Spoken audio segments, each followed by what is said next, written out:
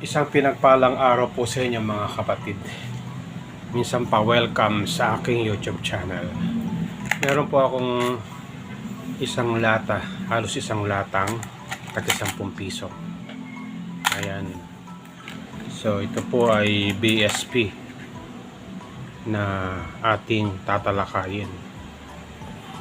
Ayan, mga BSP coins sa 10 piso. Alamin po natin kung meron ba rito mga hard to find na aking binubuo dito po sa 10 piso na BSP mula year 2000 hanggang 2017, no? So tatalakayin po natin kung makakabuo pa ako ng series nito. Ayan po mga 10 piso na BSP, no? So gusto ko pong i-share sa inyo itong malaking paper banknotes, United States of America. Ayan, kay Washington. Ayan po, siya po ay $1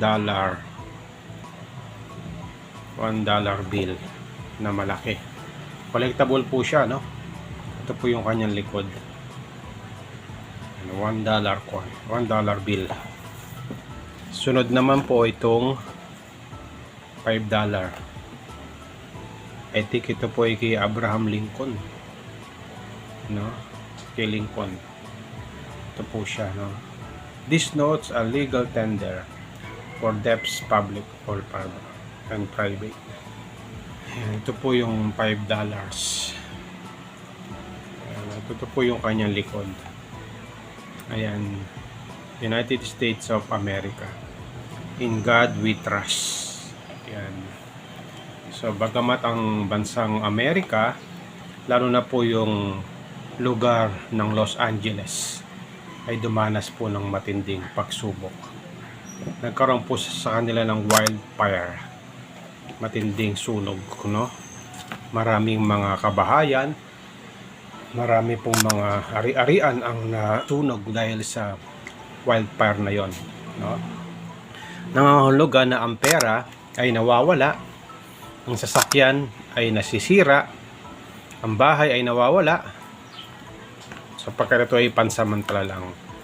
Ngunit yung relasyon natin sa Panginoon ay pangwalang hanggan. Kaya gusto ni Lord hindi lang tayo magkaroon ng kayamanan dito sa lupa, kundi magkaroon din po tayo ng kayamanan sa langit. Paano? Sa paggawa natin ng mabuti at pagtulong po sa ating mga kapwa.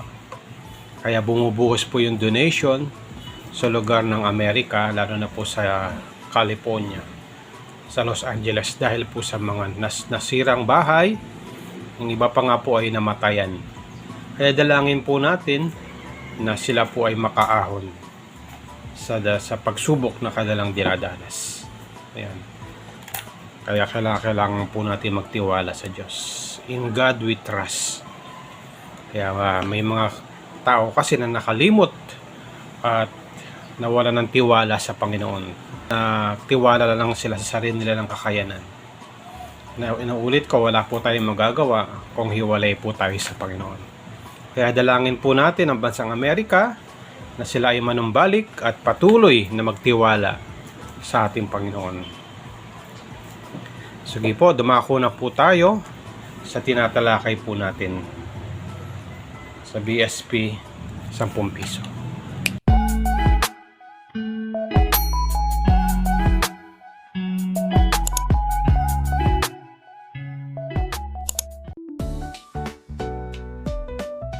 Welcome back po mga kapatid. Ngayon po ay tatalakayin po natin sa 10 piso na aking bubuin. Ayan. Mula year 2000 hanggang 2017, no? So alamin po natin kung ano yung kulang ko na aking hinahanap dito sa 10 piso na aking bubuin. Umpisahan po natin dito sa year 2000. Ayan, meron po akong coins na year 2000. Ayan. Ito po ay semi hard to find sa 10 piso. Ayan. Ang susunod po ay itong year 2001. Yan, ito yung common coins din sa 10 piso. Next, itong year 2002. Ayan. Siyempre, pag magbubuo po tayo, dapat yung may magandang kondisyon na magandang i-frame po natin. Year 2002. Ayan. Ang susunod po ay yung year 2003. Ayan, year 2003. Common coins din po ito. Ayan. Ang susunod po ay year 2004. Ayan, maganda rin po yung kanyang kondisyon, ano? Brilliant uncirculated.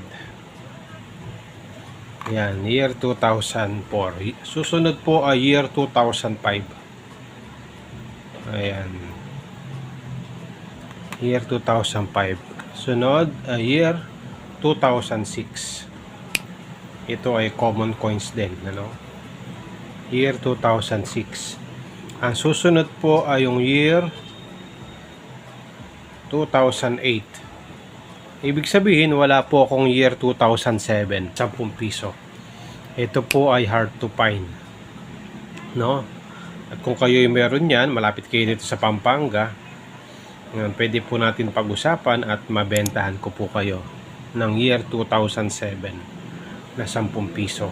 Hard to find. Ito naman po tayo sa year 2008. Common coins din po ito sa 10 piso. At wala po ako ng year 2009. Ayan. Ito po ay hard to find din, ano, sa 10 piso na mailap na sa ngayon, no? Susunod po ay year 2010. Ayan, year 2010. Good condition. Ang susunod po ay yung year 2011. Ayan, brilliant uncirculated. Pagka maganda po yung coins nyo, alaga, ayan, mas tataas pa po yung value niya. Year 2012. Ayan. Susunod po ay yung year 2013 sa 10 piso. Common coins din po ito, no? Ayan. Ang susunod po ay yung semi-hard to find na 2014. Ayan. 2014 semi-hard to find. Medyo mailap na rin pong hanapin ito sa 10 piso. Ayan. Susunod po ang year 2016. Ayan, semi-hard to find din po to, no? Kaso lang, ito sa semi-hard to find, ito po yung medyo may makikita ka pa. Sa 2015 pala, sorry, 2015. Ito pala yung semi-hard to find yung 2016. Ayan. Medyo may makikita ka pa nito, kaso mangilan-ngilan na lang. Semi-hard to find. And lastly, yung 2017 na 10 piso. Ayan. Maganda po yung kanyang kondisyon, ano. Ayan, sa mga coins po na aking na-share sa inyo, ayan, makikita nyo po kung ano po yung kulang ko, no. Yung year 2007 at saka year 2009. Yan pong dalawa na yan is hard to find na. Ang bawat isa po niyan ay nakakahalaga ng 1,500 pataas hanggang 5,000. Depende po sa kondisyon, no? Kapag ang inyong barya ay maganda yung kondisyon, katulad nito, at yung year 2006, ito, maganda po yung kondisyon, ano? Yung po yung may mataas na halaga. Yan, tulad nito, no. Pagka maganda po yung kondisyon ng inyong barya, makakaroon po ng mataas na halaga. Itong 2006 dapat gawin yung 2009 para may magandang kondisyon, no. Dito sa year 2007. Ayan, depende po sa kondisyon. Pagka maganda po yung kondisyon, mas mataas po yung halaga. ng year 2007 and year 2009. So yan po, no, sa mga binubuo kong coins, no. So maraming salamat sa inyong pagsubaybay sa aking YouTube channel. Kung meron po tayong natutunan, please like and subscribe sa aking YouTube channel. Shoutout po sa mga kapatid po natin, sa mga coin collector, sa mga OFWs, sa mga senior citizen, no? At patuloy na sumusubaybay sa aking YouTube channel. Maraming salamat sa inyo. Ang dalangin ko, ingatan, pagpalain po tayo ng ating Panginoon.